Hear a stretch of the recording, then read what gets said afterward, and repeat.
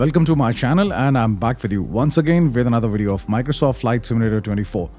Nowadays I'm exploring the Airbus A321LR, which stands for long range in the Microsoft Flight Simulator, and in this regard I'm planning to make a series of videos of this plane so that I can just cover all the aspects related to a flight for this plane into different videos, which will make it easy for you to look for specific information on my channel. Because there's so much to do, I cannot obviously cramp up all the information in just one video. So before this, I've uploaded videos in which I've shown you how to connect the electronic flight bag with the SimBrief account, then how to configure the EFB and the MCDU, which is the multifunction control and display unit, then how to start this plane from the cold and dark state, how to fly this plane on autopilot. And now this is another video in which I will show you how to perform an ILS approach and landing. So this is going to be an interesting video, and especially it's for the beginners who are actually new to the flight simulation with little or no knowledge of the flight simulation. So that's why I'm just trying to keep things really simple in this series of videos and just trying to just go through the basics. So for the cold and dark state startup procedures and plus the autopilot in this video, I will just also combine them and upload a complete video tutorial for this plane. So today I'm doing this short flight from Dubai to Qatar. And right now I'm cruising at 25,000 feet. The speed is 300 knots. And let's prepare this plane for the approach and for the landing. So for the first of all, you have to configure the MCDU. Check destination data. As you can see, this error is appearing over here. So we have to enter some information in the MCDU. So let's get rid of this error by pressing clear. Go to this option performance if you're not already there. And just go to the next phase, and over here you will see you have to enter the destination data. You have to enter the barometric pressure, the temperature, and the wind information. So let's get it from the EFB. Go to the dashboard. You will see the barometric pressure is 908. So let's enter it over here. The temperature in Qatar right now is 37 degrees, although I think it's hotter than 37. Because I'm flying in the morning, so that's why 37, but it's touching almost, I think, 50. I'm also in Riyadh. It's really hot. You don't want to step out. And wind is, let's look at the wind. You can see it's 050 degrees, 06 knots. So 050/06, this is the wind. And now let's get the transition altitude and plus the baro. The minimums in baro. Let's get the Navigraph charts, and first of all, let's look at. Let me first of all adjust the zoom. I always set it to 60, then it goes back. I don't know why this thing happens. Anyhow, let's go to this option flights, and it's runway 34 right. So let's also get the chart for runway 34 right, ILS. This plane is capable of carrying a category 3 approach, so that's why I'm using category 2/3 ILS runway Y34, right? This is actually a method for the approach. So I will also pin this chart over here. So let's open this approach plate, zoom in. Let me just make it bigger so that it's easy to read. Now this is the approach plate. I will be consulting this approach plate throughout this video. And as a beginner, I will just try to take you through the basic stuff just to help you read this approach plate. Okay. So first of all, the transition altitude. As you can see, the transition altitude is 13,000 feet. So let's enter 13,000 over here. This is actually an altitude at which you will change the barometric pressure from the standard to the given one, which is 908. And now for the minimums, this is actually an altitude at which the pilot makes sure that he has the visual confirmation of the runway. You can visually see the runway. Depends on the AVIA, which is the runway visual range. So obviously, if the pilots cannot see the runway, you cannot rely on the instruments and land. You have to be careful. So that's why in this case, either you perform a go around or you just select the alternate airport for the landing if the weather is bad or the visibility is low. Now you can see category 3 ILS, nothing is given over here because it's given to you, the pilots, by the airline. But for category 2, you have A, B, C, and D. They are different altitudes and heights. Now, what's the difference in altitude and height? You can see RA is shown over here 125. This is actually radio. In this method, the radio signals are sent from the plane to the ground to get the altitude. And if the ground is uneven, you cannot have some reliable reading.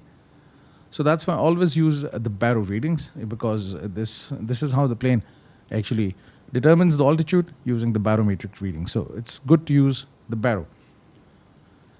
Now, a decision altitude is baro and decision height is radio.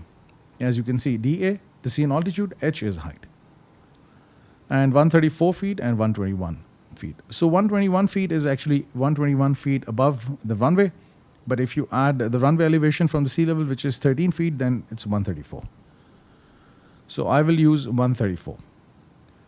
So at this altitude, you will hear this call out, minimums, and then you make sure that you can visually see the runway. Great. Now, right now the landing configuration is with full flaps. I can also use configuration 3. Let me show you. This is your approach speed, VAPP. So if I use configuration 3, then you can see this speed has increased because, with flaps provide you lift and plus also the drag.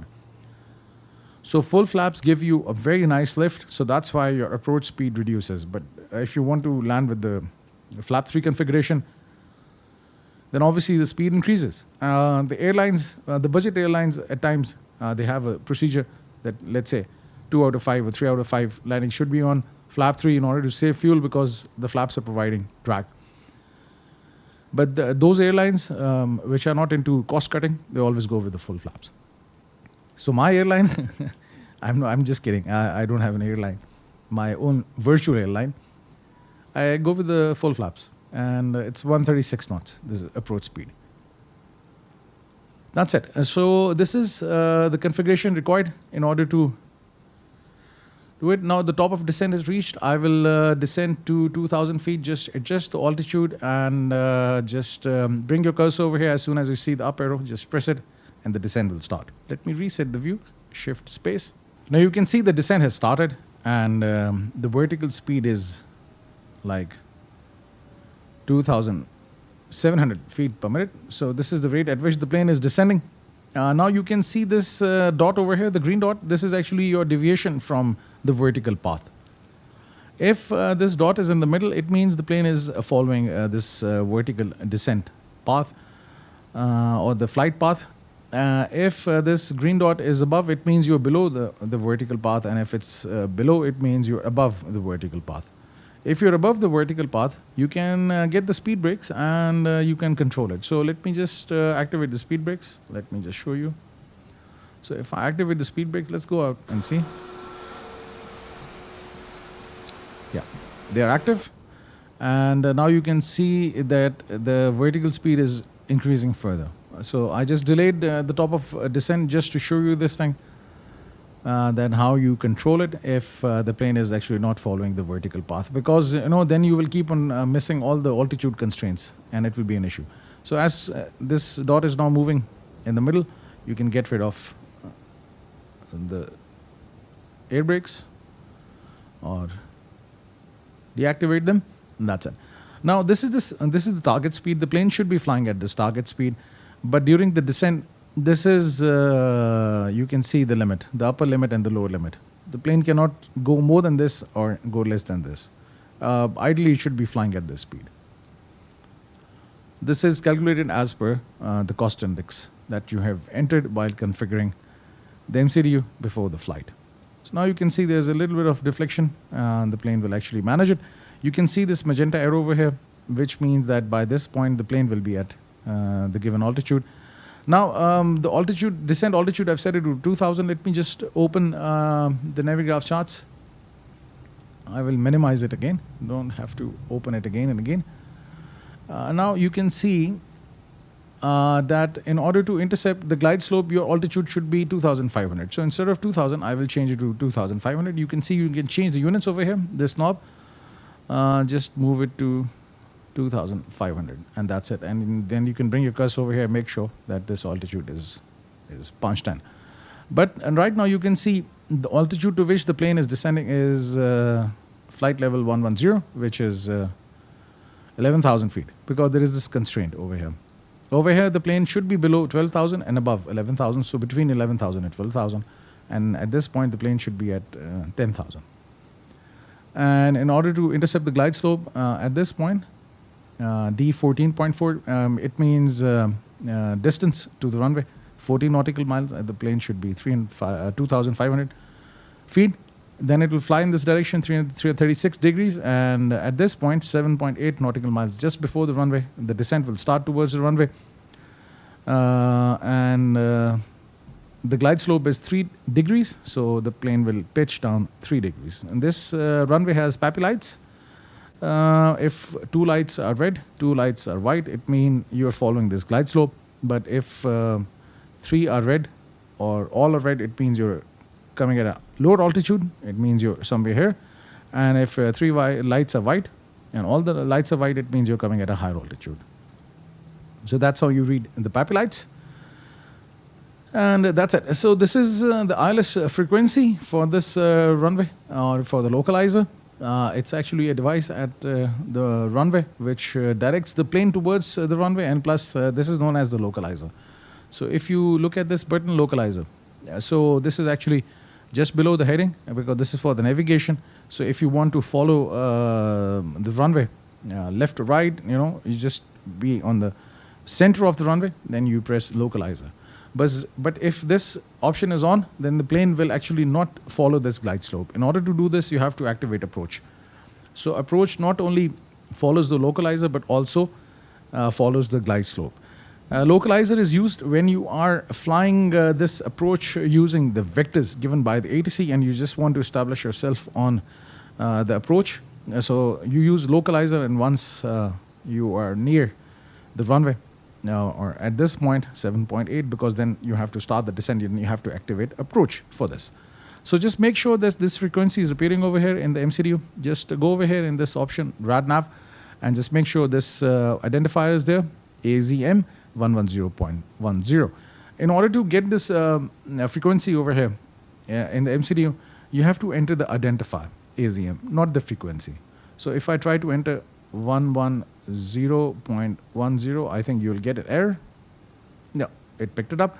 Otherwise, you can also use AZM as well, if I'm not wrong. Yeah, it works. And you can see the course is also appearing over here, 336. So this is the course. Now, there is also a VOR, 112.4. So in case your GPS is not working, then you use this VOR, which is very high frequency omnidirectional radio. It transmits radio signals in all the 360 direction, and the plane actually follows those radio signals in order to navigate its way through the airspace. So in case the GPS fails, then you have the VOR. So this frequency should also be there. Right now you can see for Hamad International Airport, it's 114.4 for Doha. You can see this is the VOR. Just at the start of the runway, this is there, 114. So you can also set. Let me just change it. I think if I just enter the identifier, it will just take it. So Doha. So this is you can see speed limit exceeded. Oh, the speed is reducing, so it's okay. Now I have actually giving you a briefing. There are a few things that I missed. First of all, I've crossed all transition altitudes, so that's why I have to change the barometric pressure from the standard to the given one. And just make sure that you change it. And press comma on your keyboard to get the reading, 997. And that's it. And now as I'm below 10,000 feet, so I will turn on all the lights for the landing.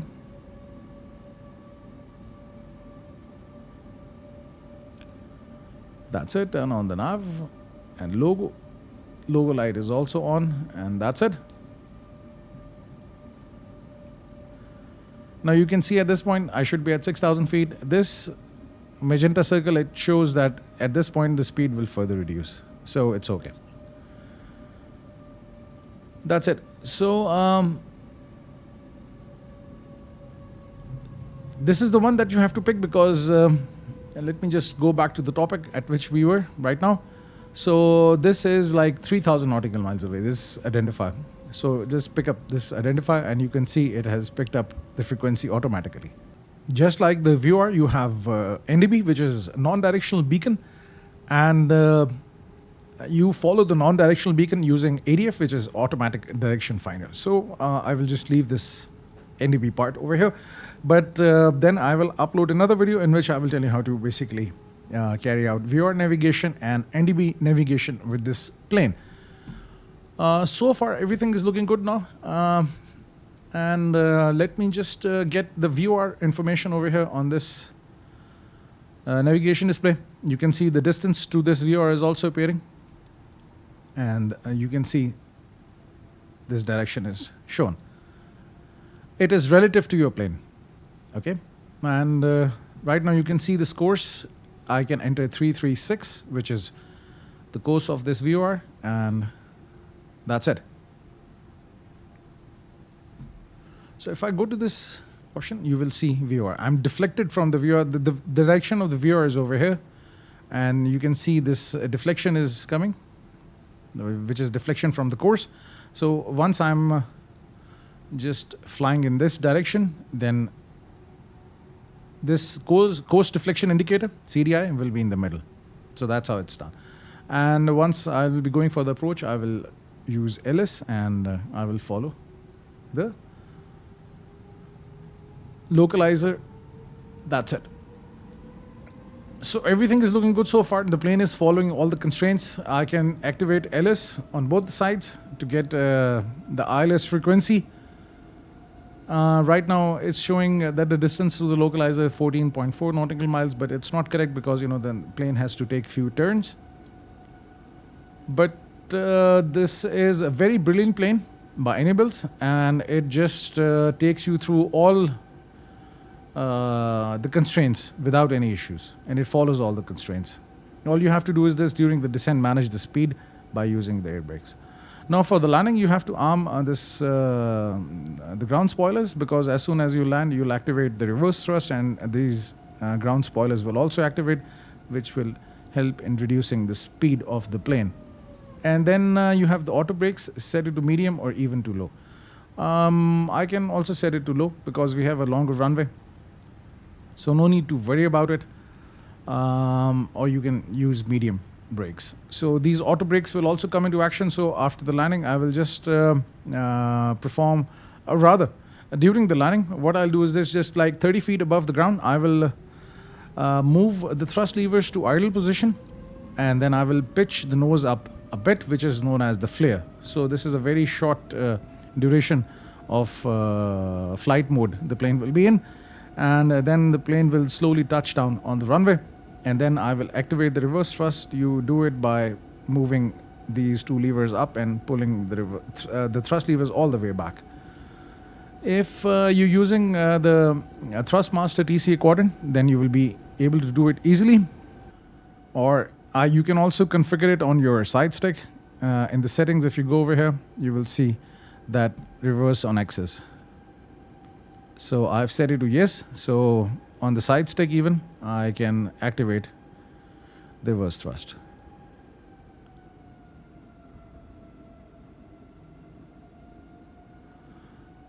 Now you can see the plane is targeting 2,500, but there is a constraint. It will just follow this constraint, but after this, the descent will start. And it should start right now.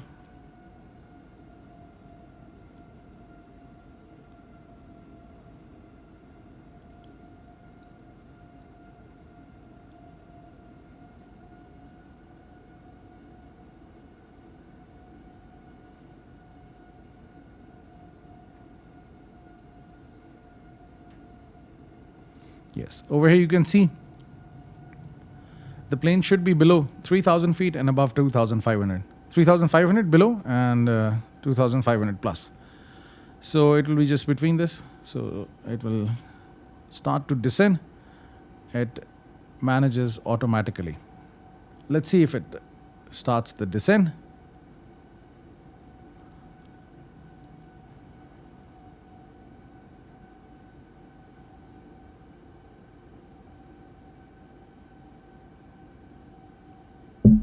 let me just make sure. Let's press this button, and now the descent will start.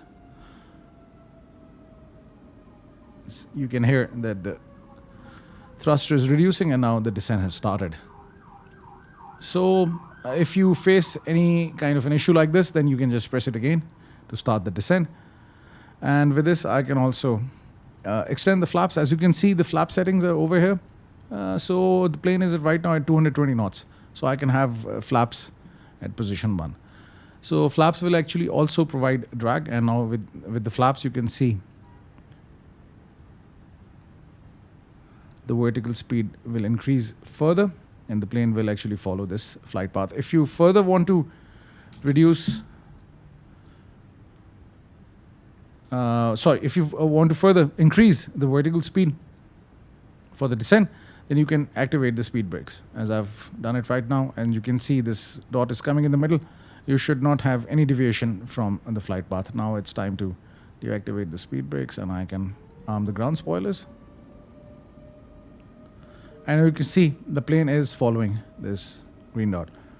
Now, the indicators for the ILS are also appearing. This is your alignment with the runway, and this is your vertical path.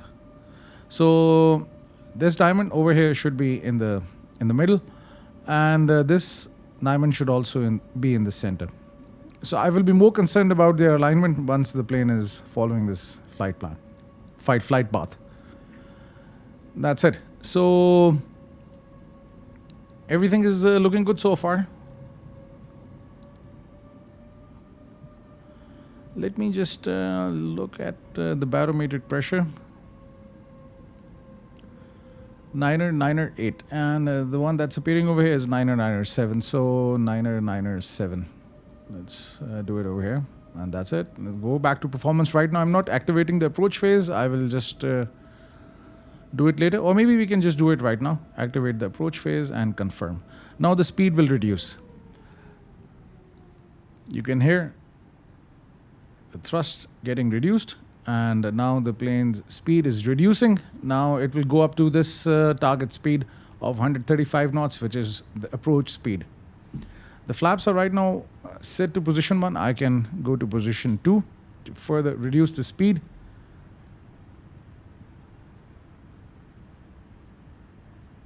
That's it. Now the plane will stabilize at 2,500 because this is the target altitude.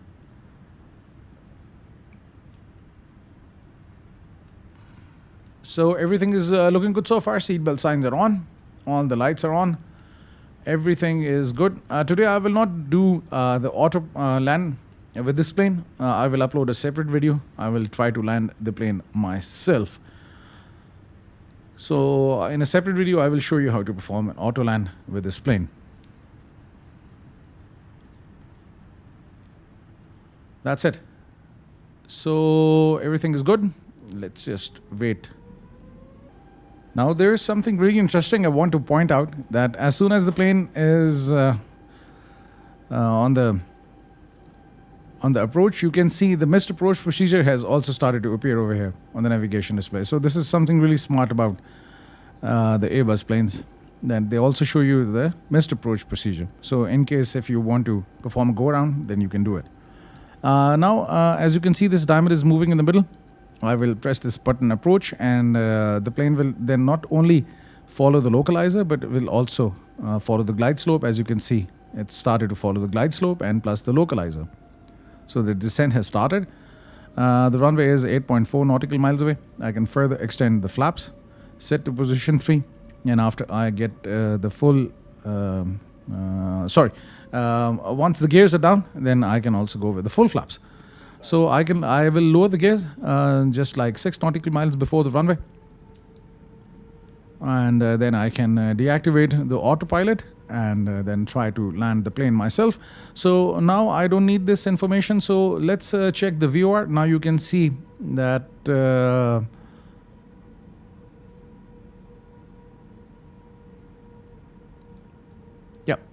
you can see the VOR is there, and there is a little bit of deflection because VOR is not completely aligned with the runway. So that's why you can see this deflection.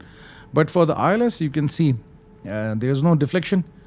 Straight line, landing gear down, cabin check, flaps full. I will do this 6 nautical miles. Now I can lower the gears.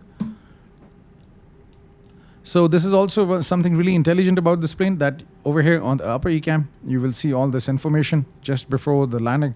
Just make sure you keep on looking at the screen and just make sure everything is good. So just make it a good habit. And I can go with the full flaps. Now the full flaps are there. And with this, I can deactivate the autopilot. Just press this button 2 times. And that's it. Now it's my control.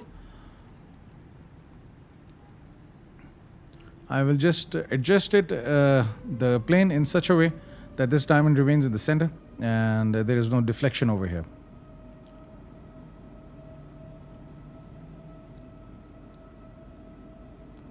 And as it's going down, so I will just go down with it just to bring it in the middle. And as you can see, there's a little bit of deflection, so I will just go left. And that's how you do it.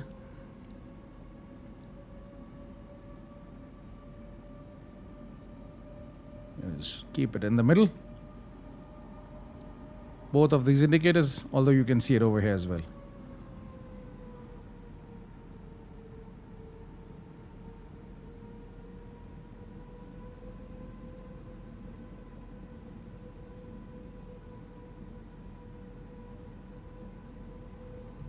Although I'm not really good at landings, but today I will just try to have a good landing. A little bit of deflection due to the wind. Just adjust it. Yeah, I think it's not going to be a really good landing. Get the brothers. Yeah. Oops. Oh, there's a huge deflection. Anyhow, I will just go with the landing. Thrust levers to idle position and then activate the reverse thrust slightly off the center line. You can see it over here that the reverse thrust is active. Speed is reducing below 80 knots. Between 80 and 60, you can deactivate the reverse thrust. And now you can see this auto brake is also in action. As soon as I will press the brakes on my controller, this auto brake will also be deactivated. Just retract the flaps, and the flaps are retracted. Just follow this line to exit the runway. Now that's it. Another thing that you can do is just turn on the APU right now, because once you are parked at the gate, you have to have some power till the time you have the ground power unit connected to the plane and you have the external power. So let's go over here to the parking gates. Now let's turn on the APU. That's it. Just disarm the ground spoilers. Move this to ARC. If you are using VATSIM or beyond ATC, then obviously you will get the direction from the ATC. But right now I'm just going to select any gate at which I can just park. You can see the terminal building. Last year was the first time when I flew to this airport via Qatar Airways, and it was an Airbus A350 for the first time on an Airbus A350, and it was really awesome. The legroom is really good, especially in the economy class. So it was a flight from Riyadh to Qatar and then Qatar to Islamabad. And my connection was only for like an hour. And I had to run a lot in this airport. Interestingly, we didn't get the jetway, so the transfer was through the bus. So you can imagine that if you've been to the Hamad International Airport, you'll know how big it is and how much you have to run. So let me just find a gate, and I will just park the plane over there. So the APU is now available, up and running. Flaps are retracted. No issue so far. I think I can just go over here. Yeah, that's it. Yeah, let's park the plane over here.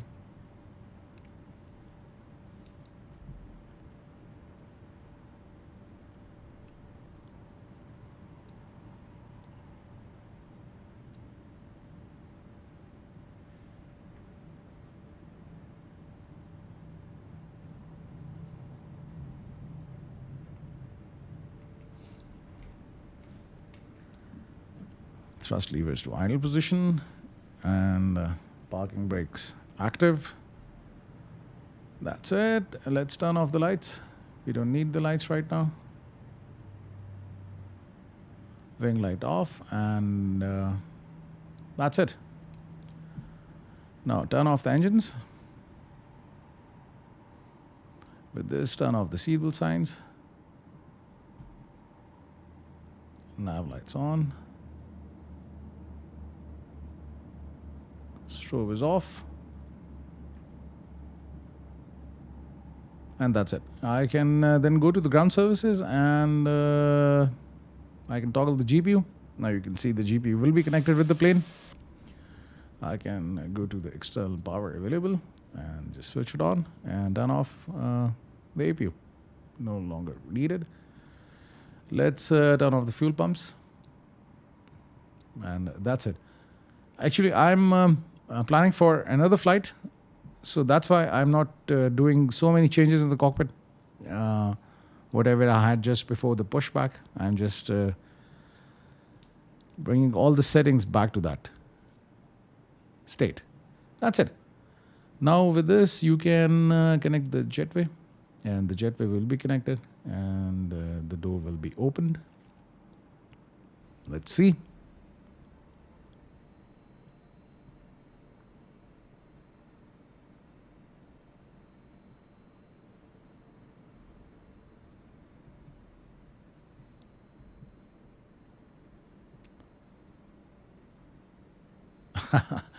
I was like slightly off this line, so that's why there is this gap. Anyhow, thank you very much for staying with me. If you've got any questions, you can ask me in the comment section. And if you want to add anything to this video, the comment section is there for you. I will be just making more videos for this plane and uploading it on my channel. If you have not subscribed to it, kindly subscribe to my channel and press the bell icon so that you can notifications every time when I upload a video. Thank you very much for staying with me. Have a nice day. Hope to see you soon.